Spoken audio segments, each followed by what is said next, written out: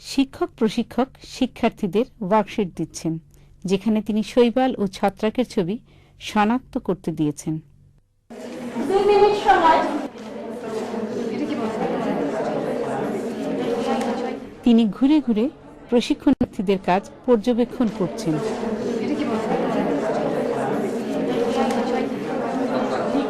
প্রশিক্ষক কিছু অ্যাক্টিভিটিস দিয়ে প্রশিক্ষণার্থীদের কর্মতৎপর রেখেছেন।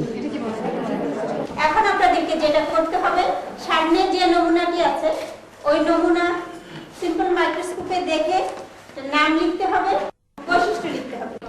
এখানে প্রশিক্ষণার্থীরা মাইক্রোস্কোপ ব্যবহার করছে।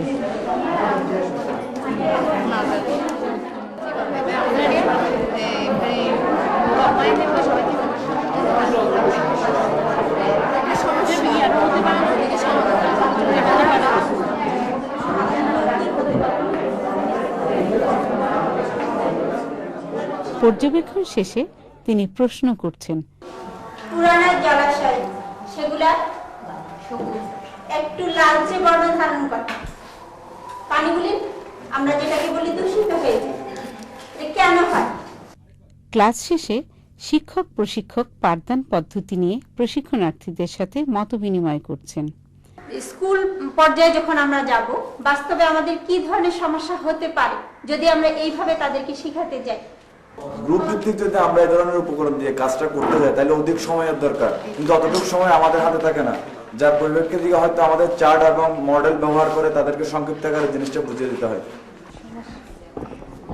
আমরা এই ধরনের একটা ক্লাস নিতে পারি, তবে এতে সময় বেশি লাগতে পারে, আর শ্রেণীকক্ষে বিশৃঙ্খলা হতে পারে, আর তাছাড়া এতে দুর্বল ছাত্র পিছিয়ে পড়তে পারে।